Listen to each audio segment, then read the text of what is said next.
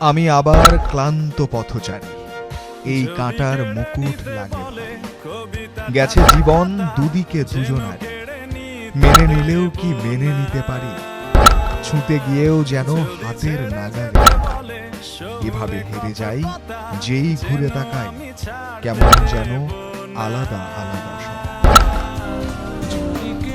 ক্রিকেটই যখন জীবন, তখন ছেড়ে যাওয়া মানেই যেন নিজের প্রিয়তম তামিম ইকবাল খান। নামটা শুনলেই তো চোখে ভেসে ওঠে লাল সবুজের জার্সিটা, নতুবা ভাঙা হাতে বুক ফুলিয়ে দেশের জন্য 22 গজের লড়াইটা। শেষটায় হয়তো ডাউন দ্য উইকেটে এসে ছক্কা মারা হয়, তবুও 3 সংস্করণ মিলিয়ে 391 ম্যাচ আর 15,249 রান। আন্তর্জাতিক ক্রিকেটে দেশের ইতিহাসে দ্বিতীয় সফল ব্যাটার। 18 বছর ধরে যে পথ পাড়ি দিলেন খান সাহেব, তাকে তো চোখ বন্ধ করে একটা সিক্সার বলাই যায়।